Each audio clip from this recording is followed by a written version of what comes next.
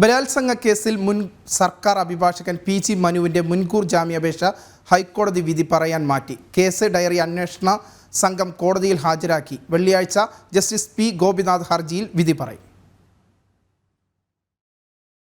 എറണാകുളം സ്വദേശിനിയായ യുവതിയെ ബലാത്സംഗം ചെയ്തെന്ന കേസിൽ മുൻ സർക്കാർ അഭിഭാഷകനായ PG മനുവിന്റെ മുൻകൂർ ജാമ്യാപേക്ഷ വെള്ളിയാഴ്ച വിധി പറയാനാണ് ഹൈക്കോടതി മാറ്റിയത്. കേസ് ഡയറി അന്വേഷണ സംഘം കോടതിയിൽ ഹാജരാക്കിയിട്ടുണ്ട്. ഇരയുടെ മാനസിക ശാരീരികാവസ്ഥ സംബന്ധിച്ച മെഡിക്കൽ റിപ്പോർട്ട് സർക്കാരും ഹാജരാക്കിയിട്ടുണ്ട്. തന്റെ പ്രൊഫഷണൽ കരിയർ തകർക്കുകയെന്ന ഉദ്ദേശത്തോടുകൂടി കെട്ടിച്ചമച്ച പരാതിയാണെന്നായിരുന്നു ഹർജിയിൽ PG മനുവിന്റെ വാദം. അന്വേഷണവുമായി സഹകരിക്കാം, മുൻകൂർ ജാമ്യം വേണമെന്നുമാണ് ആവശ്യം. കേസിന്റെ കാര്യങ്ങൾ സംസാരിക്കുവാനായി കടവന്ത്രയിലെ വക്കീൽ ഓഫീസിലേക്ക് വിളിച്ചു വരുത്തി ബലാത്സംഗം ചെയ്തുവെന്നായിരുന്നു പരാതി. ദൃശ്യങ്ങൾ ഫോണിൽ പകർത്തിയെന്നും ആരോപണം ഉണ്ടായിരുന്നു. പരാതിയിൽ ചോറ്റാനിക്കര പോലീസ് കേസെടുത്തതിന് പിന്നാലെയായിരുന്നു സർക്കാർ അഭിഭാഷക സ്ഥാനത്തു നിന്നും PG മനുവിനെ നീക്കം ചെയ്തത്.